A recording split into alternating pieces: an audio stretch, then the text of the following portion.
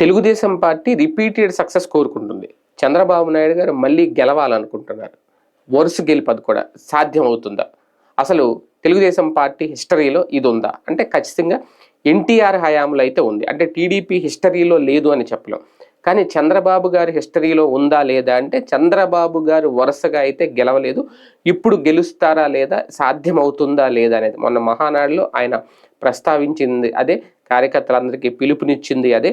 రేపు 2029లో కూడా మళ్ళీ మనమే గెలవాలి, అందుకు మొత్తం కార్యాచరణ సిద్ధం చేయండి, ప్రజల్లోకి వెళ్ళండి, మనం చేస్తున్న సంక్షేమం అభివృద్ధి ప్రజలకు తెలియచెప్పండి అంటూ ఆయన ఒక పిలుపునిచ్చారు. అయితే తెలుగుదేశం పార్టీ హిస్టరీ చూసుకుంటే అప్పట్లో ఎన్టీఆర్ హయాంలో వరుసగా గెలిచిన సందర్భాలు ఉన్నాయి. 83లో గెలిచారు అప్పట్లో. తర్వాత 85లో కూడా అప్పుడు మధ్యంతర ఎన్నికలు జరిగినప్పుడు విజయఢంకా మోగించింది తెలుగుదేశం పార్టీ. తర్వాత 89లో జరిగిన ఎన్టీఆర్ నాయకత్వంలో టీడీపీ అయితే ఓటమి పాలైంది.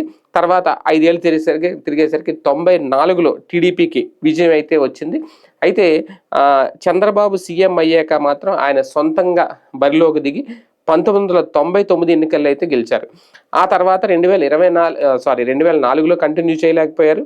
2009లో కూడా అప్పుడు కాంగ్రెస్ పార్టీ అధికారంలోకి వచ్చింది కాబట్టి ఆయనకు అధికారం దక్కలేదు. ఇక 2014లో అయితే తెలుగుదేశం పార్టీ గెలిచిన, మళ్ళీ 2019లో వైఎస్ఆర్సీపీ గెలవడం, 2024 ఇప్పుడు మళ్ళీ తెలుగుదేశం పార్టీ కూటమి ప్రభుత్వం గెలవడం. 2029లో కనుక గెలిస్తే చంద్రబాబు నాయుడు గారి రిపీటెడ్ సక్సెస్ ఆయన సొంతం అవుతుంది. అది కూడా ఈ లోపల మధ్యలో నారా లోకేష్ గారు కనుక సీఎం అవ్వకపోతే ఈయనే సీఎం అయ్యి 2029లో అప్పుడు తర్వాత అధికార పగ్గాలు ఏమన్నా నారా లోకేష్కి ఇస్తారా అనేది కూడా ఒక డౌట్. కాకపోతే ఇప్పుడు ఈ రిపీటెడ్ సక్సెస్ అనేది కోరుకుంటున్నారు.